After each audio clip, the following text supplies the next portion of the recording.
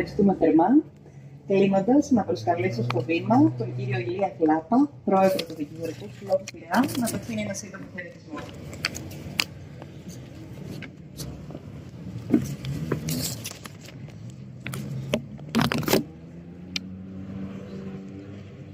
Κύριε Υπουργέ Δικαιοσύνης, κύριε Υφυπουργέ, κύριοι βουλευτές, κυρία Πρόεδρε του Αριοπάγου, κυρία Πρόεδρε του Ελεκτικού Συνεδρίου, κύριε Γενική Επίτροπε Επικρατείας των Διοικητικών Δικαστηρίων, κυρία Περιφερειάρχη, κύριε Δήμαρχε, Σεβασμιότατε, αγαπητοί, αξιότιμοι προσκεκλημένοι. Αναμφίβολα η σημερινή ημέρα θα έχει μια ξεχωριστή θέση στην ιστορία της δικαιοσύνης και της πόλης του Πειραιά. 106 χρόνια από την ίδρυση του Πρωτοδικείου Πειραιά, τον Νοέμβριο του 1918, φαίνεται ότι επιτέλους η δικαιοσύνη βρίσκει οριστικά το σπίτι στον Πειραιά. Το γνωρίζετε όλοι ότι οι δικηγόροι Πειραιά διεκδικήσαμε το σπίτι αυτό να είναι σε πιο κεντρικό σημείο. Ωστόσο, όχι πλέον η προοπτική, αλλά το γεγονός της έναρξης κατασκευής ενός σύγχρονου, ασφαλούς, λειτουργικού δικαστικού μεγάρου στον Πειραιά υπερισχύει κάθε άλλη σκέψη. Για να αντιληφθεί κανείς τη σημασία της σημερινής ημέρας στη διαδρομή του χρόνου, αρκεί να αναλογιστεί την περιπέτεια του κτηριακού προβλήματος των πειραϊκών δικαστηρίων μέσα στις δεκαετίες. Είναι χαρακτηριστικό ότι ένα από τα πρώτα θέματα που απασχόλησαν το Δικηγορικό Σύλλογο Πειραιά μετά την ίδρυσή του τον Ιανουάριο του 1920 ήταν η στέγαση των δικαστηρίων του Πειραιά. Από το κτίριο του πρώτου γυμνασίου Πειραιά, εκεί που σήμερα βρίσκεται το σημερινό Δημαρχείο, έρχεται σήμερα η μέρα να μιλήσουμε για ένα νέο και σύγχρονο δικαστικό μέγαρο. Σε όλα αυτά τα χρόνια, ο Δικηγορικός Σύλλογος Πειραιά και ιδιαίτερα μετά την ίδρυση του πολιτικού εφετείου το 1977, ανέδειξε το πρόβλημα της στέγασης των δικαστηρίων ως ένα από τα κεντρικά ζητήματα της δράσης του. Όπως ξέρετε και όπως είπε και ο Δήμαρχος, η αγορά του Ταχδίκ από το Ταχδίκ το 1988 του κτηρίου της Κουζέ ήταν μια προσωρινή λύση που όμως έγινε μονιμότερη της προσωρινής. Και ο Δικηγορικός Σύλλογος ανέλαβε πρωτοβουλίες για να δοθεί οριστική λύση σε συνεργασία με το Δήμο Πειραιά, τους δικαστές και τους δικαστικούς υπαλλήλους του Πειραιά. Γι' αυτό και η σημερινή μέρα, αυτή η σημερινή τελετή θεμελίωσης του νέου δικαστικού μεγάρου είναι μια πολύ σημαντική ημέρα για τη δικαιοσύνη και την πόλη. Θερμές ευχαριστίες στη διοίκηση, στην ηγεσία του Υπουργείου Δικαιοσύνης, στον κύριο Φλωρίδη και στον κύριο Μπούγα, στον κύριο Τσιάρα, στους γενικούς γραμματείς, τον κύριο Λάσκο και τον κύριο Αλεξανδρή για τις προσπάθειες που κατέβαλαν. Θερμές ευχαριστίες στον Δήμαρχο κύριο Μόραλη και στη διοίκηση του Δήμου και ευχαριστίες σε όλες τις διοικήσεις, στους δικαστές που προείσταντον των δικαστηρίων Πειραιά, γιατί δώσαμε μαζί έναν μακρόχρονο αγώνα. Γι' αυτό και ο Δικηγορικός Σύλλογος Πειραιά θεωρεί ότι η σημερινή τελετή σηματοδοτεί ταυτόχρονα και την ιστορική δικαίωση των μακρόχρονων αγώνων του Δικηγορικού Συλλόγου Πειραιά. Το δικαστικό μέγαρο ήταν ένα διαρκές αίτημα και ένας στόχος των διοικήσεών του. Η παρουσία των πρώην Προέδρων κυρίων Μανουσάκη και Σταματογιάννη. Δυστυχώς ο κύριος Βενέτης για λόγους υγείας δεν μπόρεσε να είναι μαζί μας. Σηματοδοτεί ακριβώς αυτό στο πρόσωπό τους. Θέλω να τιμήσω όλον τον αγώνα που έγινε από τους δικηγόρους Πειραιά και από τις διοικήσεις τις προηγούμενες, έτσι ώστε να φτάσουμε στη σημερινή μέρα. Πλέον μπροστά μας ανοίγεται η πρόκληση να τηρηθούν οι προθεσμίες ολοκλήρωσης του έργου.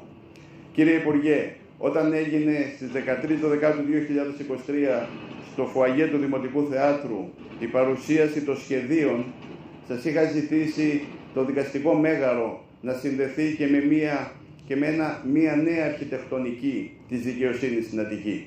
Σήμερα, ένα χρόνο μετά, και αφού έχει μεσολαβήσει ο νόμος 5108 που ακολούθησε τα βήματα του νόμου 5028 του 23 για τη διοικητική δικαιοσύνη, πράγματι το νέο δικαστικό μέγαρο συμβολίζει και την αρχή μιας νέας ημέρας για τη δικαιοσύνη στην Αττική και σε όλη τη χώρα.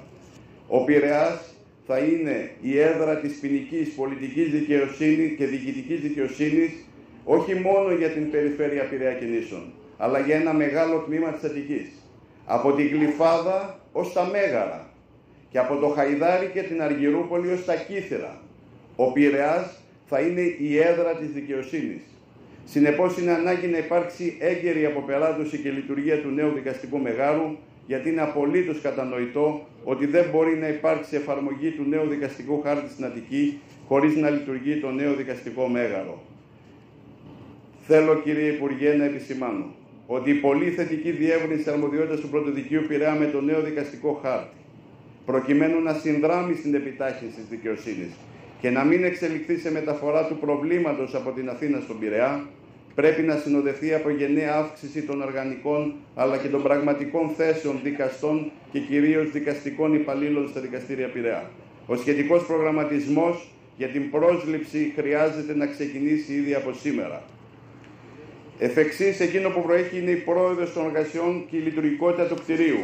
Στην κατεύθυνση αυτή πρέπει να αξιοποιηθούν τα συμπεράσματα της ομάδας εργασίας για την υποβοήθηση της Επιτροπής Παρακολούθησης και Παραλαβής του νέου δικαστικού μεγάρου, η οποία συγκροτήθηκε με απόφαση του Γενικού Γραμματέα Δικαιοσύνης και εργάστηκε εντατικά επί τετράμινο για την ορθολογική οργάνωση και κατανομή των χώρων και των αιθουσών του νέου δικαστικού μεγάρου.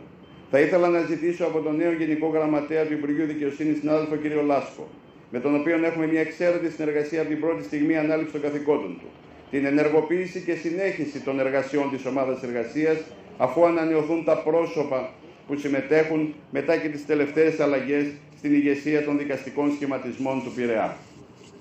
Όσον αφορά στο ζήτημα της συγκοινωνιακής ένταξης του δικαστικού μεγάρου στη ζωή της πόλης, ο Δήμαρχος αναφέρθηκε σε αυτό. Είναι σημαντικό να υπάρξει αποτελεσματική για όλους τους εργαζόμενους και τους πολίτες σύνδεσή του με το κέντρο της πόλης και την πλατεία Κοραή, όσο και με το σταθμό του μετρό και του ηλεκτρικού στο λιμάνι. Κύριε Δήμαρχε, όπως βλέπετε, επειδή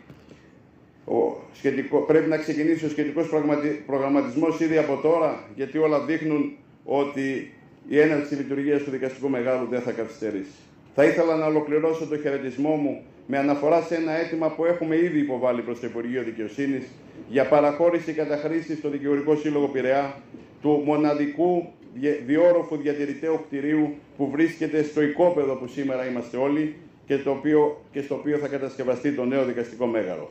Η εγκύτητα του κτηρίου αυτού με το νέο δικαστικό μέγαρο θα εξυπηρετήσει αφενός τις ανάγκες του Δικηγορικού Συλλόγου και του μέρους των διοικητικών υπηρεσιών του που πρέπει να μεταστεγαστούν λόγω της απομακρυσμένης θέσης του νέου δικαστικού μεγάρου σε σχέση με την ιστορική έδρα του Δικηγορικού Συλλόγου Πειραιά. Αφετέρου, σε αυτό θα δημιουργηθούν οι χώροι και οι υποδομές εξυπηρέτησης όχι μόνο των δικηγόρων του Πειραιά, αλλά και των δικηγόρων της Αθήνας και των λοιπών περιοχών της χώρας που θα προσέρχονται στο νέο δικαστικό μέγαρο, με τη δημιουργία μεταξύ άλλων χώρου αναμονής, χώρου βιβλιοθήκης, τμήματος ψηφιακής εξυπηρέτησης.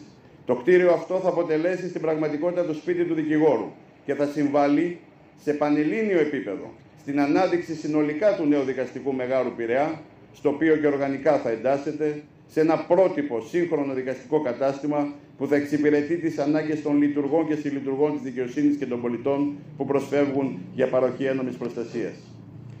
Κυρίες και κύριοι, η σημερινή μέρα αποπνέει αισιοδοξία. Αισιοδοξία ότι θα προλάβουμε όλα τα ορόσημα που συνδέονται με την αποπεράτωση του νέου δικαστικού μεγάρου Πειραιά και το μεγαλύτερο λιμάνι της χώρας θα αποκτήσει επιτέλους το δικαστικό μέγαρο που του αξίζει. Χαιρετίζω όλους εσάς, τους εκλεκτούς προσκεκλημένους, και εύχομαι να συναντηθούμε σύντομα στα εγγένεια του νέου δικαστικού μεγάρου Πειραιά. Ευχαριστώ πολύ.